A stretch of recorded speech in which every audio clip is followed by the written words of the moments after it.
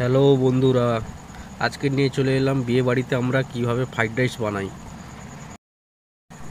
প্রথমে বাজার থেকে কিনে আনতে হবে ভালো বিন কড়াই এবং কাটিংটা ভালো করে কেটে নিতে হবে যাতে দেখতে সুন্দর হয়। বিন কড়াইটা এইভাবে কাটতে হবে।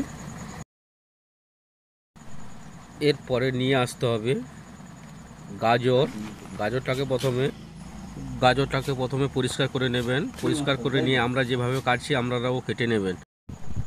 আপনারা ক্যাপসিকামও ব্যবহার করতে পারেন। 1 কিলো চালে 100 গ্রাম ক্যাপসিকাম ব্যবহার। তার আগে আর একটি কাজ করতে হবে, আমরা বাজার থেকে বাসমতি চাল কিনে এনে 1 ঘন্টা ধরে ভিজিয়ে রাখবেন এবং 3বার হালকাভাবে চালটাকে আস্তে আস্তে করে ধুয়ে নেবেন। 3বার থেকে 4বার ধুয়ে নিয়ে চালটাকে 1 ঘন্টা ভিজিয়ে রাখবেন। সবজিগুলো ধুয়ে নেওয়ার পর আপনারা রিফাইন তেলে সবজিগুলোকে সব ভেজে নেবেন। কাজু এবং কিশমিশটাকেও সঙ্গে ভেজে নিতে হবে। যেহেতু আমাদের বড় কাজ, তাই আমরা ডেচকির মধ্যে জল দিয়ে তাতে তেজপাতা, গোটা এলাচ এবং দারুচিনি লবঙ্গ আপনারা দেবেন। দিয়ে চালটা ফুটন্ত জলের মধ্যে দিয়ে দেবেন। চালটা ফুটন্ত জলের মধ্যে দিয়ে আপনারা পরিমাণ মতো লবণ ইউজ করবেন। স্বাদ মতো লবণ ব্যবহার করবেন আপনারা।